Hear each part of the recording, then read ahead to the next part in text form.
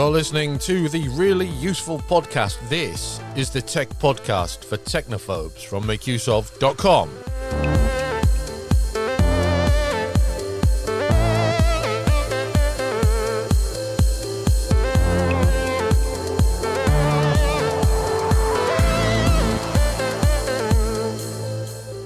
Welcome to the show. My name is Christian Corley, and with me is Gavin Phillips. How are you doing, Gavin? I'm doing very well, Christian. I'm really looking forward to getting stuck into this week's show, actually. How about yourself? I'm a little bit tired. My mum went to London Thursday last week, I think. I dropped her off at the station, and I was due to pick her up at the same station yesterday. But it was Sunday, so that just didn't happen. No. Oh, yeah. So we headed down to York to pick her up, and then about 20 minutes into the journey to York, we were told we were actually going to another town called Harrogate, which is near Leeds, if you're not in the UK. Even further on. Well, they're roughly the same distance in travel time, mainly because the roads into York are faster than the roads into Harrogate. Yeah, and then a nice meal, out far longer than we should have been. The table that we had booked up here for dinner had to be cancelled. Lots of driving, bit tired, but replete nevertheless. I like it. This is the second week on the trot where I've got a travelling on a Sunday to eat story.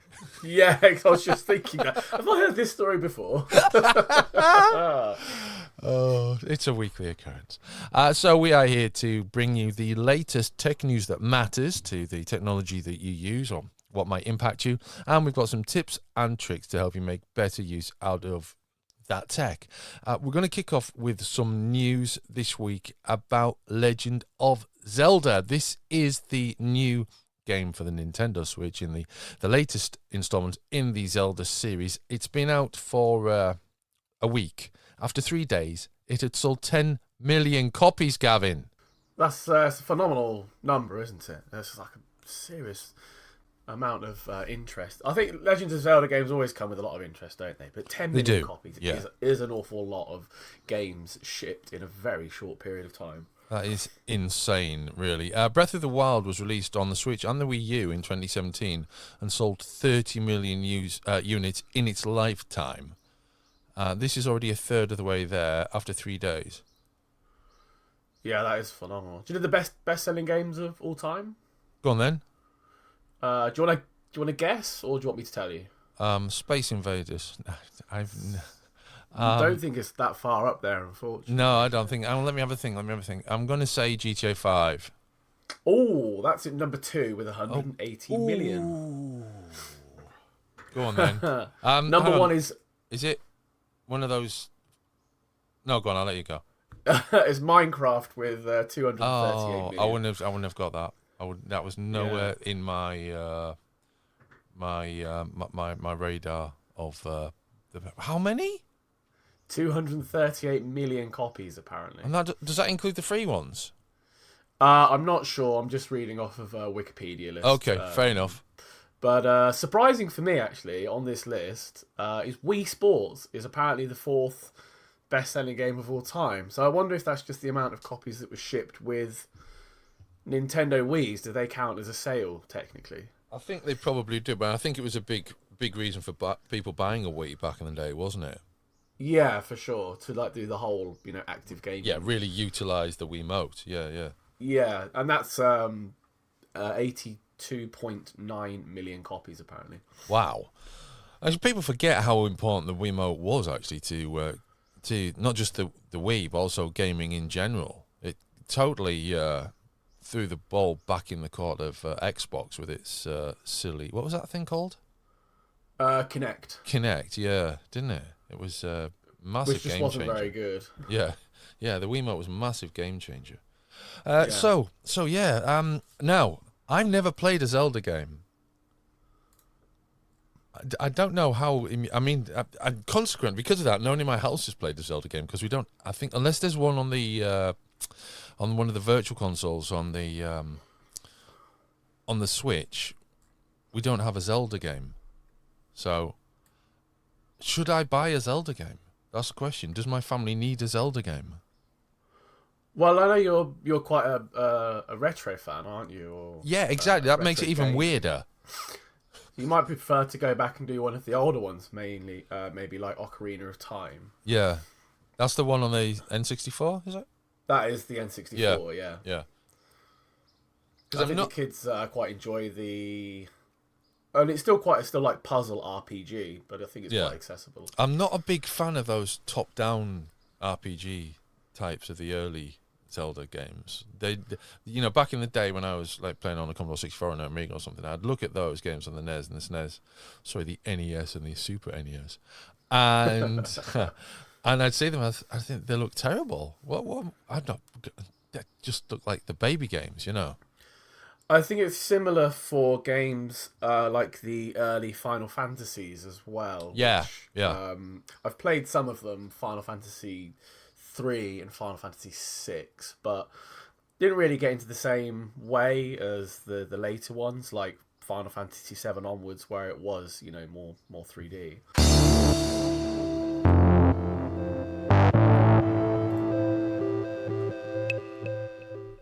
Now I'm going on holiday in a few weeks' time. And fear not, regular listeners, there will be a really useful podcast for you to listen to, even though I'm not here. We have pre-recorded lots of material. But it has got me thinking about various, all the things that you need to go on holiday with, and, and the whole booking thing, saving money, all of those types of things. Now, it's funny the things that you find yourself buying when you're going on holiday. I had to buy some scales for luggage. Oh yeah, one of the dangly ones. Yeah. I've never had to bother with that before. What's going on? Yeah, you got to do it though, because if you get there and you're overweight, it's a lot of money. Yeah, exactly. Yeah, so you don't want to risk that. But yeah.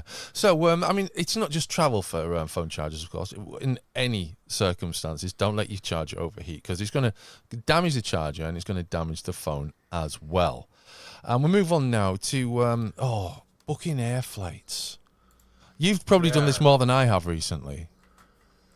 I think, yeah, a little bit more. But it's never that fun, is it?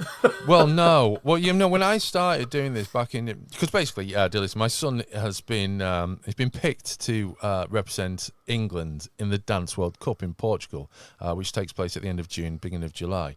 And this has come as a bit of a surprise to us. So in sort of January time, I was running around trying to book holiday /trip / be in Portugal for the right time, basically.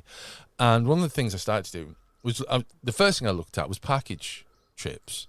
They're ridiculously expensive for 6 people, or they were in the completely wrong place. So we then had to go down the route of flights and Airbnb. So, don't get the opportunity. Yeah. Don't get the. I mean, we do get a pull with the Airbnb, but there's no entertainment. There's none of the all inclusive. Yeah. None of And the that thing with an stuff. Airbnb is, although you're on holiday, you still have to cook 3 meals a day.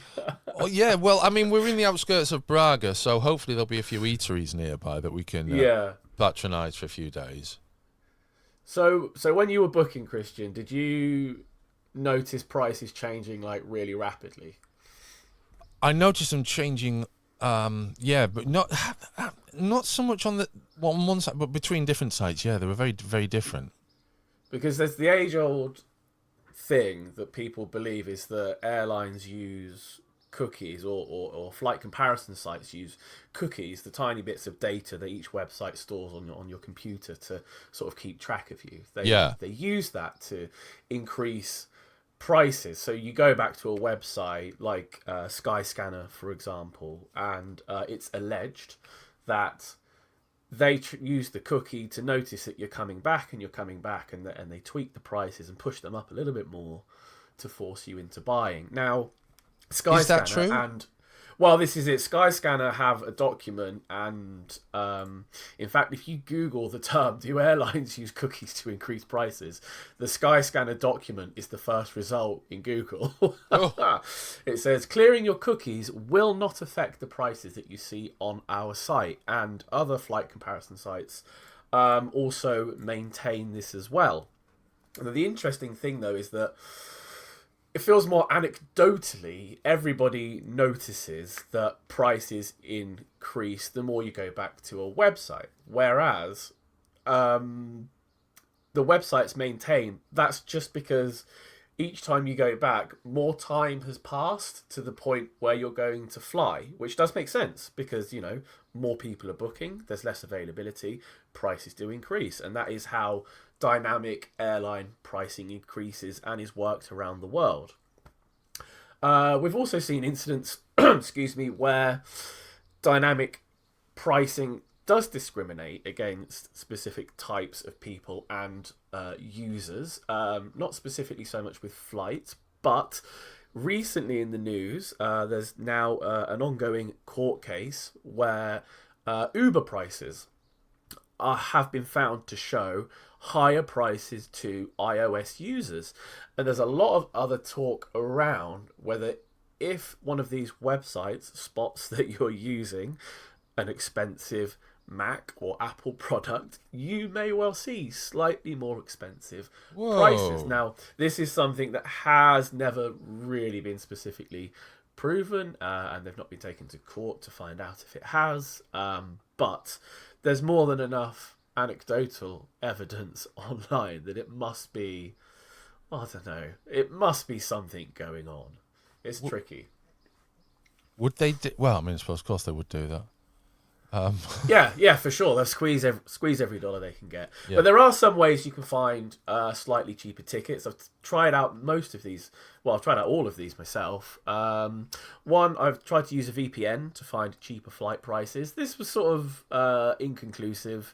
Sometimes switching from, I'm in the UK obviously, switching a VPN to say that I was based in New York or somewhere else would show a slightly cheaper price, but we're not talking hundreds of dollars. We're talking, you know, $50 to $60 at most. So if you want to put the effort in, you can do that. Being flexible is always another one. The more flexible you can be with your flights, the cheaper you can get. Try alternative airports in the local area, and if you can, flying out from one place and landing at somewhere else is another good way to drop a few bucks off. Airline fare errors.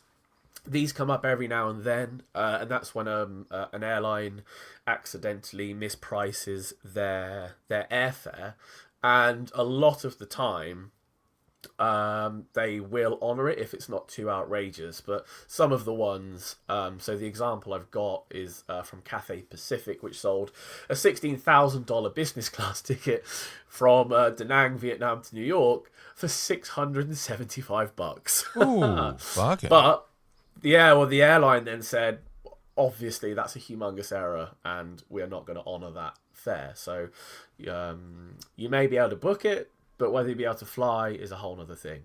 Number 5, book your flights early and at specific times. The earlier you can book is always better. The team over at Airfare Watchdog, that's another airfare like tracking site, reckon that booking your flight late on a Tuesday evening or early on a Wednesday morning is the best time of the week, because airlines are releasing their new sales late on a Monday or Tuesday morning, unless people are booking flights in the middle of the week. So people are typically booking towards the end of the week and through the weekend. By the middle of the week, it's quieting down again. And the final two are set fare price alerts on sites like Skyscanner. If you have a specific place you want to go to, or you have something you travel frequently, set a price alert, and once it dips below that level, you'll get an email. And the other one, and this is one I've done for when we've gone away as a family, is instead of booking a return flight, book an individual flight. So you book one and then the next one, rather than getting the company to do it all for you. So it's a little bit more time, but that can also save you a few dollars. Interesting. Do you, I mean, is it a significant saving you can make using these tricks? I think it's one of those, it can add up if you get them in the sort of right order. Yeah. And everything aligns, one of those. If you leave it late, you are always going to pay a premium. That's just how it is. And websites like what's the one, lastminute.com or whatever it's called. They have last minute deals, but they're never actually that cheap. They just want you to book through them because of the name of the website. So you're always going to pay more for leaving it late, basically. How can you use Google to plan a vacation? It might be whether you've booked the flight already, you've already decided where you're going, or you're looking for things to do when you get there. You can use Google to help make travel planning smoother. Now, as alluded to earlier in the show, there was a recent podcast in which I accidentally, I had no other choice than to use Google Assistant while driving to find somewhere to eat. And that's only a tiny part of what Google can do when it comes to traveling, going out and about. You can, for instance, use it to find a hotel, find a good hotel. There's a thing called photo stories in Google search where you can search for a hotel and tap the thumbnail to browse the photos of the hotel and the rooms with just a swipe of the screen to find out if it's somewhere that you would like to go. Pretty much every hotel supports this these days. You could get a price guarantee on flight tickets. Google promises to track the lowest price ticket you have booked, and if it falls further, the company will refund the difference via Google Pay. But this is limited to the book on Google itineraries that depart from the US. So you have to be using book on Google, and you have to be in the US, and the price difference must be greater than $5 for you to benefit from that. And you can also use Google search to find new experiences on a vacation. For instance, if you search for the Tower of London, you'll find suggestions for related experiences. Do you know I've never been to the Tower of London? Oh, we went last summer, but I think it was the first time I'd been. Yeah, we wanted to go last summer, but time was against. Well, not last summer, last Easter we went last year, but time was against us. Still love to go. So yeah, you'll find suggestions for related experiences like a citywide tour that includes multiple stops or whatever. Lots of things you can do in London alone and any other big city. So there's plenty of Google tips that you should take on board if you are traveling with. You can use Google Travel. You can use Google Maps to find about the area around a hotel. There's bike and scooter information on Google Maps to explore a city. You can use Google Search to sift through related hotels, and Google Lens to plan vacation meals as well, even. So use Google to make your travel plans. Now, I've done a bit of this, but largely speaking, I know that there's a supermarket near where we need to be, but most of my planning has been around hiring a car, which was not an easy experience. And then planning a trip, because we get there, and we didn't know this when we booked. We get there on the midweek, and then sort of 2 days later, Bruce is dancing. So we've got 1 day to do a dry run trip through from where we're staying to the city, so we know the route and everything, So and to get settled in, and then we've got the most of the remaining 2 weeks is just chilling. Sounds ideal. Yeah, doesn't it? It does ream. Okay. Now, we're staying in an Airbnb. I've never stayed in an Airbnb before. And I was a little bit dubious about this, but we got to the point where we couldn't find a hotel, so it was going to be an Airbnb. So then you go through the whole thing. Well, I don't really want to stay in someone's house. And then, they don't live there most of the time anyway, so it's not really a problem. And then you think, what about scams? Well, there's a perfect list on Make Use Of which will help you spot the common signs of an Airbnb scam. It has so many listings. In 2019, it had 6 million listings. 4 years on, it's got to have at least that still, if not twice as many. As there is with any scam, there's red flags. So I'll go through those. 4 common signs of an Airbnb scam. The host asks you to pay outside Airbnb. So don't do that. Always pay through Airbnb. You'll find complaints from previous guests on Airbnb if there is something wrong with the property, if it is a scam. And if there's something wrong about the photos of the property, if they're not the same quality, if they look like they might have been borrowed from elsewhere, that sort of thing, you can use a Google image search on the photos if you think there's something wrong with the property, if something feels off. And random email requests sensitive information. So your Airbnb host requests that you share valid ID is pretty standard, but if you receive a random text or email request and you provide ID to confirm the booking, it could be a phishing attempt to steal your identity or some other suspicious thing, because all of that stuff's already been done when you signed up with Airbnb, so none of that should be required at a secondary time. It's already done, it's already been approved and all that sort of thing. And it's quite a bit of a pain signing up to Airbnb, frankly, I found. So you've gone through it once, you don't really want to be going through it again. God, I really had to put all my reservations to one side when booking our accommodation for this holiday, I had to say. Yes, it can be quite difficult. I know the last time we went away earlier in the year, we used an Airbnb, and the same sort of thing. The house was big and beautiful and lovely, but it's quite apparent that it's just an Airbnb property. No one lives there. Yeah. It's just being constantly rented out, which is fine in many ways. Like, it was well appointed, and you didn't have that same feeling of oh gosh, there's people's stuff, and you obviously are careful, but it definitely wasn't the same as going to someone's actual home in the same way. The only thing that got us was they wanted a cash deposit, which I was not happy about whatsoever, because in any holiday guide you ever read, handing someone an envelope with 500 euros in it outside the house is, pretty high up on the list of things you should never do. Yeah, totally. To which they said, so through Airbnb, like smaller renters don't have the option to do that, but people who have a large property portfolios and use other management tools to manage their property portfolios on Airbnb are allowed to request this. So this is an actual Airbnb rule that they allow. So the people asking for the money weren't actually in the wrong. They were allowed to do that. And they were sort of like trying to push for it, but they just said, no, I'm just not doing it. We'll cancel our booking and go somewhere else. But it was quite late at that point, so I don't think they wanted to lose out on the booking at that point. So they accepted a credit card through a portal. And I was like, you obviously use this credit card portal all the time. Like, why make it into such a hassle? And I guess there's probably like some sort of small amount of payment attached to it, which is why they don't want to use it. But I was like, obviously, we would prefer to use the much more secure option rather than give a random guy, 500 euros. Yeah, that's crazy. So, basically, there are scams out there, and whether you're traveling or otherwise, but, if you are traveling, your focus is elsewhere, perhaps, on being in the right place, etc., and you can be taken in by scams when booking an Airbnb. So, take care and be aware.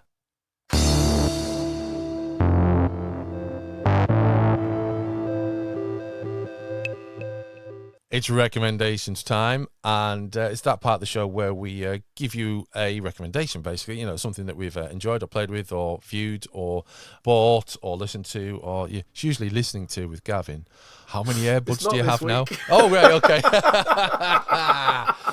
All right. It's not a keyboard either. Okay, well, I'll tell you what, I'm going to go first because mine's a very quick one. I've kind of got two, so I'm thinking of holding one over. So I'm going to go for... Quantum Mania is surprisingly a good Marvel movie. Aha, did you go and see it? I watched it on Disney Plus. It just came on Disney Plus on Friday. I didn't go to the cinema to see it because I've had my fingers burnt with the last two big ones. The Multiverse of Madness one, I wasn't keen on. I know I'm in the minority on this. I also wasn't that keen on the Spider-Man movie with all the Spider-Mans in. And I didn't particularly enjoy Black Widow either. So but I did enjoy Shang-Chi and the Legend of the Ten Rings. I think that was the last good one before Quantum Mania. I haven't seen Guardians of the Galaxy yet, and I haven't seen Black Panther 2 yet, but my son didn't enjoy Black Panther 2. So... and he absolutely adored Black Panther 1. So yeah, I mean, Marvel movies is one of those big sort of questions of the age at the moment, isn't it? It's like, why is it they're not very good anymore? But I think Quantum Mania is hopefully getting it all back on track. So I'd recommend you see it, if only to decide that you disagree. It's got quite a good cast, actually. I was just looking. It's got Bill Murray. Yeah, Bill Murray's not in it much, though, but it's good. Okay. It's like Michael Douglas as well. But I digress. What is your recommendation, Gavin? I was just going to suggest people go and give the new ChatGPT plugins a try, which are quite interesting. So there's more being released all the time. At the time of broadcast, there are now, I think, 90-odd plugins, and they all do different things. Wow. And ChatGPT plugins extend the functionality of the OpenAI's chatbot, I'm sure most of our listeners will have heard or used this by now. The plugins is a recent addition to them. They came out last week or the week before. Well, they started rolling them out, and then they've released them to a wider audience now. And you basically go onto ChatGPT. If you've got a Plus account, that's the premium version. You can then select different plugins that extend the functionality of the tool. Now, the ones I've tried are slightly hit and miss, but you can see where it's going, which I think is why it's interesting to see. So I used one to try and plan a trip, just one that I'd made up. We were going to fly hypothetically from the UK to Malta. The results on that one were a bit sort of hit and miss.